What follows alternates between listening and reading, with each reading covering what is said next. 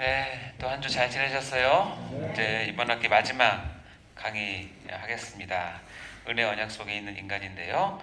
자, 우리 기도하고 시작하도록 할까요?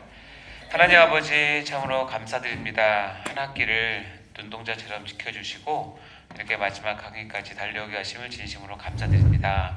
하나님, 저희들에게 귀한 배움의 현장과 기회를 허락하셨는데 이곳에서 주신 하나님의 귀한 말씀들과를 잘 놓치지 않게 도와주시고, 오늘 특별히 마지막 강의 은혜 언약 속에 있는 인간을 같이 나누며 우리가 하나님의 은혜를 어떻게 받고 있는지를 깊이 깨닫는 시간 될 수 있도록 인도하여 주옵소서. 주님, 또 이제 마치고 방학에 들어가고 또 새로운 학기를 준비할 텐데, 또 시간이 갈 때마다 더욱더 하나님을 신뢰하는 저희가 될 수 있도록 도와주시고, 하나님의 말씀 받은 청지기로서 귀한 말씀들을 정말 잘 소화하여서 우리 교회의 덕을 세우는 저희 모두가 될 수 있도록 축복하여 주옵소서. 감사드립니다. 예수님 이름으로 간증드립니다. 네. 자, 오늘 15주 차고 강의는 14번째 강의입니다. 은혜 언약 속에 있는 인간이고요. 자, 시작한 게 엊그저께 같은데 벌써 한 학기가 훅 지나갔습니다.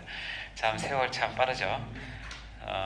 자, 이제 마지막까지 잘 마무리했으면 좋겠고, 우리가 지금 주제별로 하나님 말씀 보고 있는데, 서론 시작해서 신론, 인간론 하고 있고, 인간론의 마지막 시간이기도 하죠. 자, 오늘 이 시간 요거 인간론을 마치면 다음엔 기독론과 공론로 들어갈 텐데, 자, 리뷰 한번 해보겠습니다. 저번 시간에 우리가 속죄 언약을 배웠는데요. 자, 1번 읽어보겠습니다. 시작. 나의 구원은 철저히 성부 하나님과 성자 하나님 사이의 계약에 의한 산물이다. 언약에 의한 산물이다. 그렇죠. 2번 읽어보겠습니다. 시작. 우리의 구원의 근거는 결국 속죄 언약을 온전히 순종하시어 다 이루신 예수 그리스도에게만 있으며, 따라서 우리는 예수님을 주님이라고 부르고 있다. 그렇죠. 예수 그리스도의 순종이라고 하는 것이 어떻게 보면 우리에게 가장 중요한 핵심이 되겠죠. 그래서 예수님은 주님이라고 우리가 부르고 있는데, 인간론 전체를 보는 개관은 여러분 여러 차례 보셨죠. 인간론은 저희가 하나님께서 또는 성경에서 인간을 어떻게 보고 있는지를 이렇게 체계적으로 나누는 건데, 우리 기독교의 세계관에 따라서 창조, 타락, 구속의 순서대로 일단 보게 됐죠. 자, 처음 창조된 인간은 하나님의 인간의 구조적 성질을 우리는 주로 이분설로 설명을 했었고, 하나님께서 처음으로 우리에게 부어주신 하나님의 형상으로서의 인간을 이제 봤었고요. 거기서 행위 언약을 주셨는데, 그것을 어기게 돼서 죄 속에 타락한 인간이 되고, 이것을 또 하나님께서 특별히 선택한 백성들은 언약 속에 있는 인간으로 묶어주셔서 속죄 언약과 은혜 언약 속에 있는 인간으로 우리를 보시면서 우리에게 구원을 베푸시는 그런 과정입니다. 이것을 풀어서 보면 이렇게 되죠. 언약 중심으로 본다면 처음 창조된 인간 행위 언약이 있죠. 근데 애석하게도 이것을 실패하여서 타락한 죄 가운데 갇힌 인간이 되고, 여기에서 하나님께서 특별히 은혜를 주셔서 구원받은 인간은 결국 속죄 언약을 기반으로 해서 은혜 언약을 받은 사람이 구원을 받는다라고 하는 것이 인간론이 하나님께서 보시는 인간의 그런 관점입니다. 이걸 잠깐 정리하면 행위 언약이 깨어지고 난 다음에 하나님께서 속죄 언약을 주셨고, 이것은 이 죄인들을 감동시키는 사랑이었다라고 말씀드렸는데요. 로마서 5장이 가장 중요한 말씀일 것 같아요. 한번 읽어보겠습니다. 시작. 우리가 아직 죄인 되었을 때에 그리스도께서 우리를 위하여 죽으심으로 하나님께서 우리에 대한 자기의 사랑을 확증하셨느니라. 즉, 행위 언약이 깨어졌다는 것은 우리가 죄인으로 이제 타락하고 이제 떨어진 상태라는 거죠. 그 상태로 우리가 이제 태어나기 때문에, 그러니까 우리가 아직 죄인 되어서 하나님에 대한 반응이 없을 때, 반응할 수조차 없을 때, 하나님께서 선제적으로 우리에게 해주신 게 뭐냐면, 그리스도께서 우리를 위해서 죽으심으로 하나님 아버지께서 우리에 대한 자기의 사랑을 확증하는 방법을 취하셨어요. 그러니까 그리스도의 죽으심, 하나님 아버지의 사랑의 확증, 이것이 바로 속죄 언약의 내용입니다. 그렇죠? 그래서 이 속죄 언약은 우리가 이제 오늘 배울 은혜 언약의 이제 베이스가 되는 거예요. 은혜 언약을 줄 수 있는 이유는 뭐냐면, 이 속죄 언약이라고 하는 이 어마무시한 하나님의 사랑과 그리스도의 순종이 이루어낸 이 놀라운 구원의 진리가 있기 때문이고, 거기에 기초를 하고, 그래서 이 은혜 언약은 이 속죄 언약 위에 세워진 확고한 언약이에요. 그래서 오늘 배우는 은혜 언약은 여러분이 실은 다 알고 있는데 어떻게 보면 또 잘 모르는 내용일 수도 있어요. 그래서 은혜 언약을 이제 새롭게 한번 보게 될 텐데, 자, 오늘 나눠드린 교환에 의하면 이 네 가지 내용으로 서론, 그다음에 은혜 언약의 내용, 은혜 언약 당사자들, 은혜 언약의 약속과 요구의 내용으로 보도록 하겠습니다. 먼저 서론을 보자면, 은혜 언약, 모든 언약 계약은 가장 중요한 건 당사자 파악이 제일 중요하다 그랬죠. 은혜 언약은 제1당사자와 제2당사자가 있어요. 제1당사자는 누구냐면 삼위일체 하나님이세요. 그리고 제2당사자는 뭐냐면 피택자예요. 여기 제가 표시해 놓은 게 뭐예요? 전 인류가 아니다라는 거예요. 자, 그래서 이 두 가지를 이해하는 것이 중요한데, 은혜 언약은 삼위일체 하나님과 다음에 하나님의 작정 가운데, 예정 가운데 선택한 피택자들 사이에 이루어진 언약을 은혜 언약이라고 얘기해요. 우리가 잠깐 리뷰하자면 행위 언약은 당사자가 누구냐면 하나님과 인간이에요. 이 인간은 그야말로 모든 인간을 뜻하는 거예요. 예수님을 믿던 안 믿던, 교회 다니던 안 다니던, 그렇죠? 그래서 내용은 아주 쉬워요. 하나님께서 제시한 그것을 순종하면, 다음에 불순종하면, 지키면, 안 지키면, 행하면, 안 행하면 딱 구별이 돼요. 그래서 순종하는 쪽은 하나님께서 예비하신 축복과 생명과 기쁨을 영원히 누리지만, 이것을 불순종하면 저주와 애통과 사망이 온다라고 하는 기본적인 행위 언약이죠. 이것을 펴는 것이 최초의 행위 언약으로 얘기하는 것은 선악과이고, 그 정신으로 이제 공동체에 주신 것이 율법이고, 이것이 면면이 흘려서 지금 우리 손에 주어진 것은 성경 66권 전체가 다 행위 언약의 내용이기 때문에, 행위 언약은 첫 출발은 하나님께서 우리에게 주신 행위로 언약으로 시작을 하지만 지금도 여전히 존재하고 있고, 이것은 하나님과 인간 간의 맺은 언약이기 때문에 그래요. 자, 속죄 언약은 좀 특별했어요. 대상이 누구냐면 삼위일체 하나님을 대표해서 성부 하나님이 대상자가 되시고, 그 반대편에 그 계약을 맺으신 분이 누구냐면 하나님 백성을 대표로 해서 성자 하나님이세요. 그러니까 성부 하나님과 성자 하나님 사이에 맺은 언약을 속죄 언약이라고 얘기를 해요. 그래서 중요한 건 뭐냐면, 이 속죄 언약의 결과물이 뭐냐면 죄인들의 구원이거든요. 그렇죠? 근데 구원인데, 이 속죄 언약은 이 속죄 언약의 최대의 수혜자인 인간은 이 언약 대상에 해당이 안 된다는 거예요. 그럼 어디 갔지? 이 인간들은, 우리 하나님의 백성들은 어디 갔지? 라고 했는데, 이제 이 속죄 언약을 통해서 하나님께서 만들어 놓으신 귀한 이 구원이 이제 은혜 언약이라고 하는 것을 통해서 이제 영향을 미치게 되는 건데, 아까도 얘기했지만 은혜 언약은 제1당사자 삼위 하나님, 그렇죠? 제2당사자가 피택자예요. 그리고 제가 가운데 표시했는데 뭐라고 썼어요? 일방적이에요. 앞에 두 개는 상호예요. 주면 받고, 우리가 흔히 하는 계약과 같아요. 근데 은혜 언약은 뭐냐면 일방적이에요.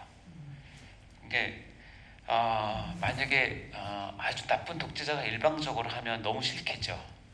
근데 이거는 한없이 선하신 하나님께서 일방적으로 쏟아붓는 게 은혜예요.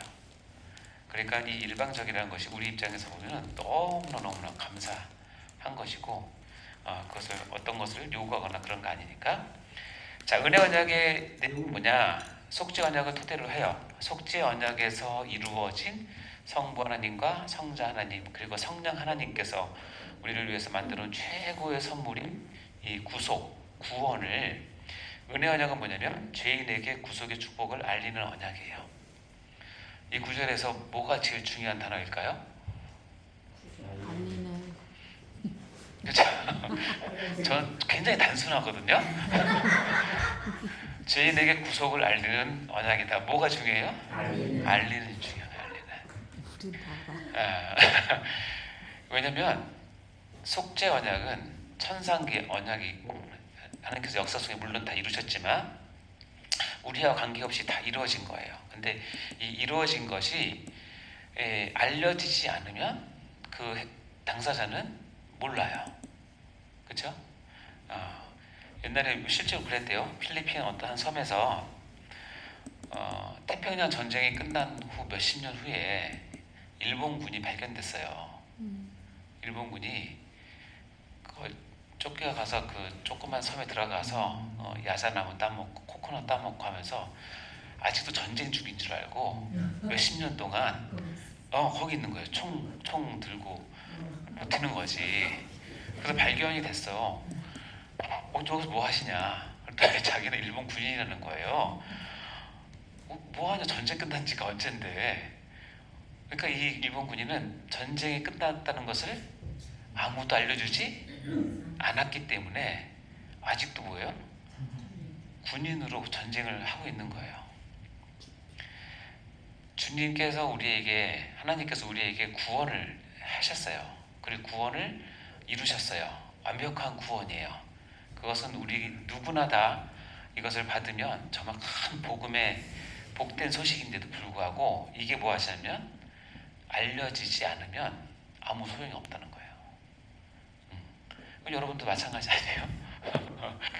아무리 좋은 소식도 알려지지 않으면 아무 소용이 없어요. 아무리 마트에서 1+1 행사를 해도 그죠? 알아야 가서 그거를 따먹듯이 은혜 언약은 그래서 죄인에게 구속을 알리는 언약이에요.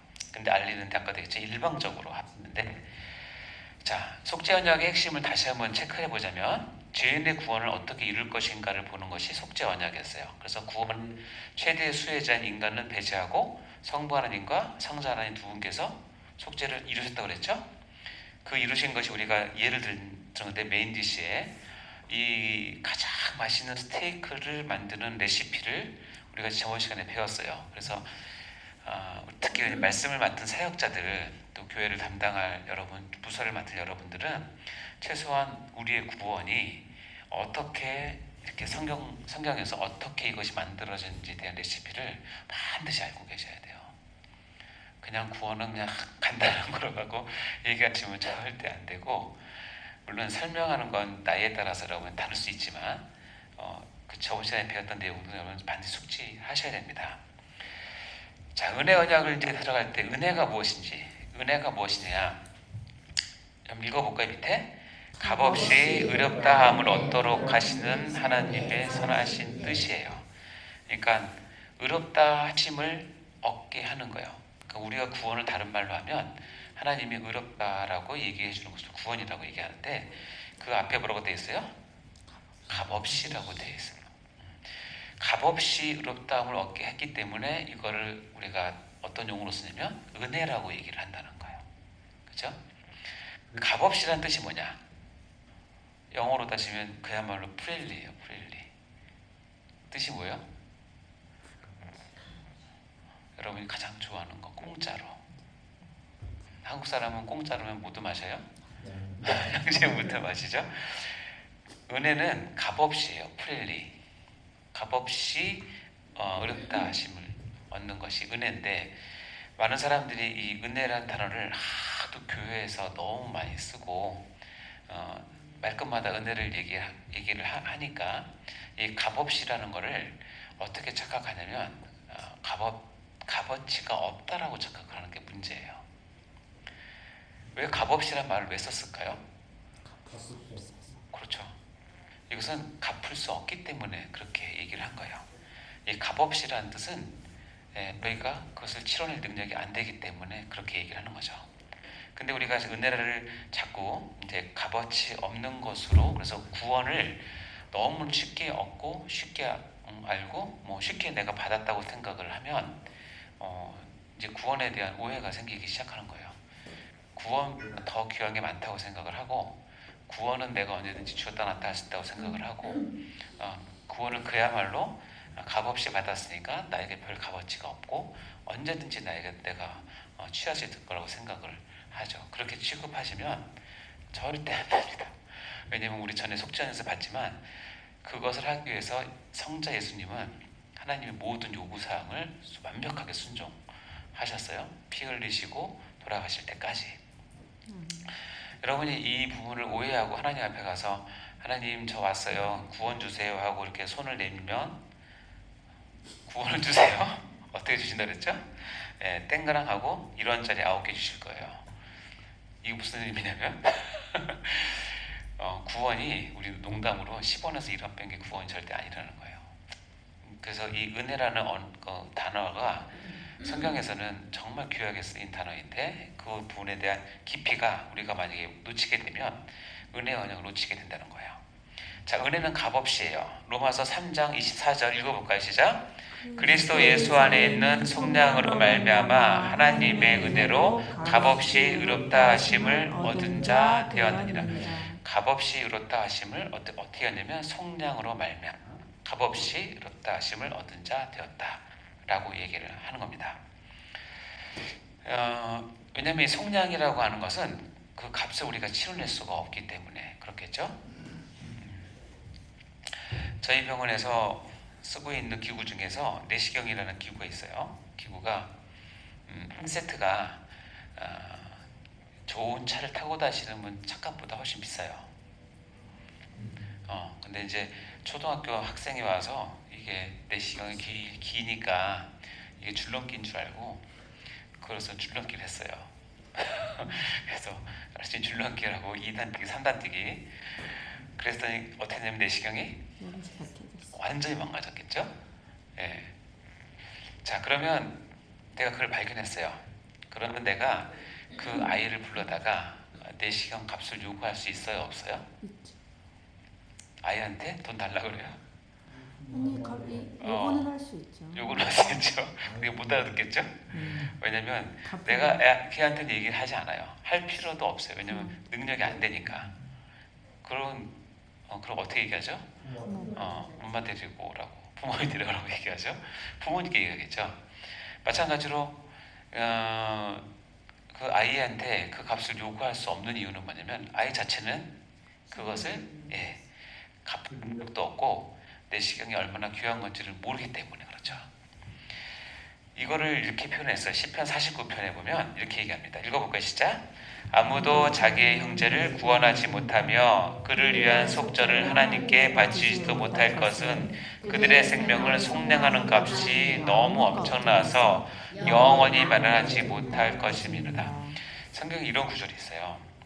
아무도 자기 형제를 구원하지 못한대요. 그를 위한 속절을 하나님께 바치지도 못할 것은 뭐냐면 그들의 생명을 속량하는 값이 너무 엄청나서 여러분이 영원히 돈을 벌어서 그걸 갚는다고 하더라도 마련할 수가 없어요. 그만큼 우리의 생명은 돈으로 치러낼 수 있는 게 아니에요. 그래서 어떻게 됐냐면 하나님께서 그걸 아시기 때문에 우리에게 구속, 속량을 언급할 때 값없이 주시는 거예요. 그것을 치러낼 수 있는 능력이 우리에게 안 되니까. 그래서 은혜는 값없이 받는 것인데 그 값없이라는 것은 내가 치러낼 한계를 넘기 때문에 하나님께서 미리 우리에게 값없이 주시는 걸로 한 거죠. 그래서 이것을 느낄 때마다 내가 받은 구원과 내가 받은 그 속량, 그 사랑은 내가 감당할 수 있는 것이 아니었구나 라는 것을 깊이 깨달아야 된다는 거예요. 내가 돈 내고 받을 수 있는 것이 아니니까. 그래서 에베소 2장 8절 말씀 우리가 같이 잘 나누는 말씀이죠. 읽어볼까요? 시작.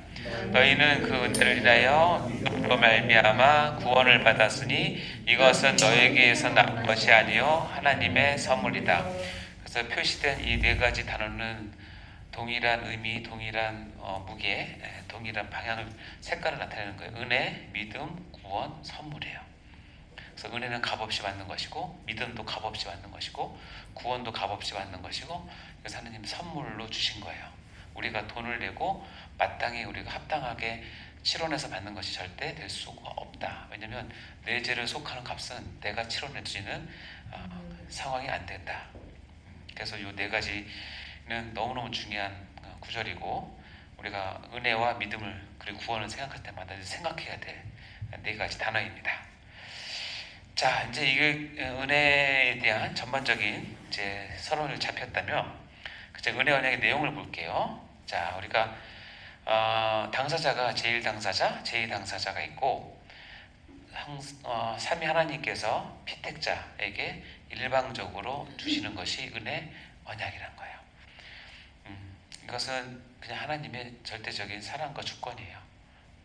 그러면 거꾸로 얘기하면 일방적으로 주실 때 하나님이 누군가에게 피조물에게 일방적으로 주실 때 그것을 거부할 수가 없어요. 피할 수가 없어요. 그렇죠? 그 일방적이에요. 자, 은혜 언약의 내용은 크게 세 가지로 요약을 할 수 있어요. 자, 첫 번째 읽어볼까요? 시작. 나는 너희의 하나님이 되고 너희는 나의 백성이 된다.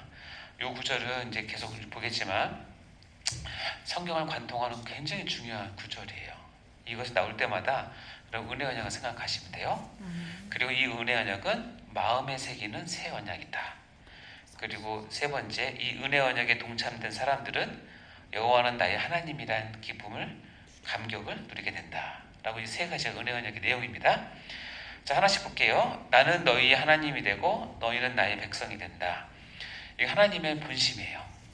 나는 너희의 하나님이 될 거고 너는 내 백성이 되는 이 관계가 맺어지는 것이 하나님께서 그렇게 원하셨던 거예요. 이것을 죄인에게 구속을 알리는 언약이겠죠. 자, 말씀을 보시면 이렇게 나옵니다. 예레미야에 보면 31장 31절 32절 읽어보겠습니다. 시작. 여호와의 말씀이니라. 보라, 날이 이르니 내가 이스라엘 집과 유대 집에 새 언약을 맺으리라. 이 언약은 내가 그들의 조상들의 손을 잡고 애굽 땅에서 인도하였던 내 맺은 것과 같이 아니할 것은 내가 그들의 남편이 되었어도 그들이 내 언약을 깨뜨렸음이라. 여호와의 말씀이니라. 은혜 언약의 새로운 그 별칭이 있는데 그건 뭐냐, 새 언약이라고 그래요. 새 언약. 자, 내가 날이 이르러서 내가 새 언약을 맺을 거야라고 새 언약이라고 얘기했으면 반대로 뭐가 있는 거죠? 헛 언약 또는 옛 언약이 있는 거죠. 그러니까 새 언약을 맺을 거야 하면서 옛 언약이 어떻게 잘못됐는지를 설명을 하는 거예요. 자, 이 언약은 내가 그들의 조상의 손을 잡고 애굽 땅에서 인도하여 내던 날에 맺은 것. 이게 뭘까요? 옛 언약이에요.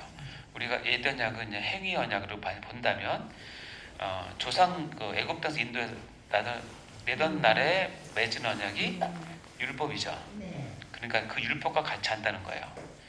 내가 그 율법은 뭐냐면 출애굽하면서 그 이스라엘과 하나님께서 언약을 맺었다, 관계 형성을 했다라고 했을 때 성경에서 어떻게 표현하냐면 그것은 새끼 손가락을 거는 약속이 아니라 부부관계를 맺었다라고 표현을 해요. 내가 남편이 되고 이스라엘은 아내가 된 걸로. 그래서 내가 그들이 뭐가 되었어도 남편이 되었어라고 얘기하죠. 그러니까 그 옛 언약이 하찮은 게 아니에요. 하나님의 마음은 이스라엘과 내가 지금 가장 인간과 관계 가운데 가장 깊은 부부 관계를 맺은 걸로 표현하는 거예요.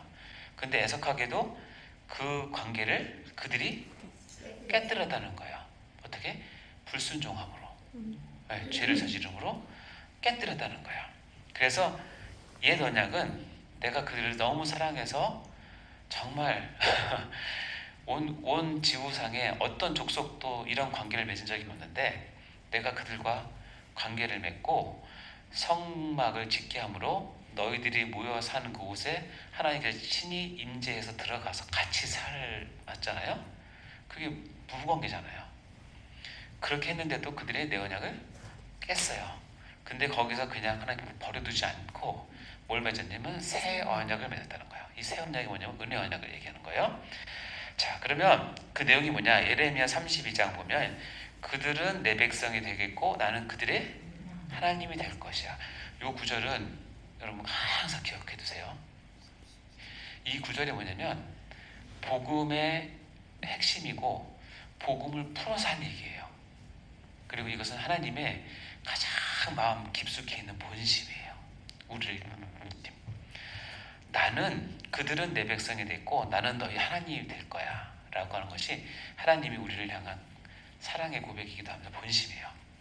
자, 이렇게 하는데 어떻게 하냐면 지금 이제 새 언약을 얘기하는 거예요.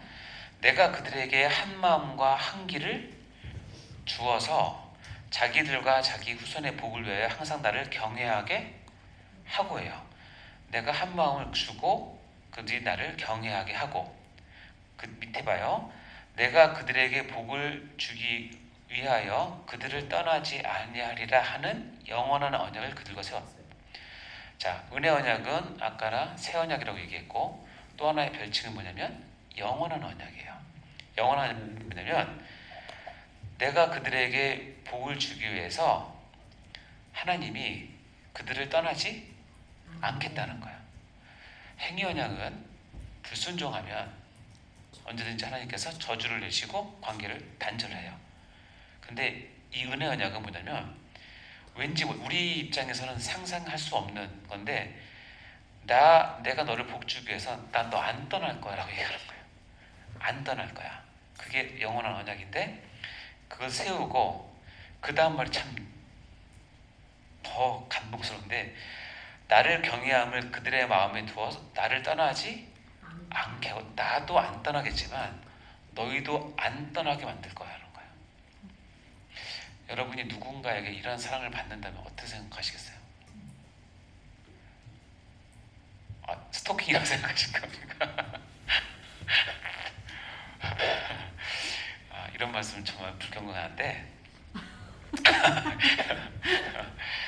이 영원한 언약의 속성은 뭐냐면 하나님의 우리가 이해할 수 없는 무궁무진한 그 사랑과 그 우리를 향한 그 에너지를 그냥 쏟아붓는 거예요. 이것을 우리 입장에서는 내가 그것을 받아낸다, 내 몸으로 내 생각으로 내 것을 받아낸다는 건 실은 불가능해요.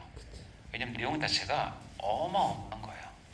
난 너 안 떠날 거야. 누가 그러냐면 내 옆에 있는 나를 사랑하는 사람이 나 너 안 떠날 거야 하는 것도 고맙고 감사하고 너 떠나지 않게 할 거야도 감사한데, 창조주 하나님이 신이 나한테 뭐라고 했냐면 나 너를 사랑하는데 난 너 안 떠날 거다.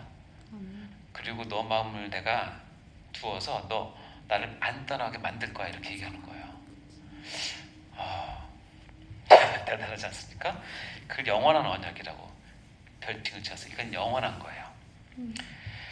에스겔은 또 이렇게 표현합니다. 내가 그들과 화평의 언약을 세워 영원한 언약이 되게 하고. 자, 그러면 별칭 또 나왔어요. 화평의 언약이에요. 하나님과 우리가 사이에 화평을 영원히 갖고 있는 건데, 하고 또 그들을 경고하고 변상하게 하며 내 성소를 그들 가운데 세워 영원히 이르게 하리니.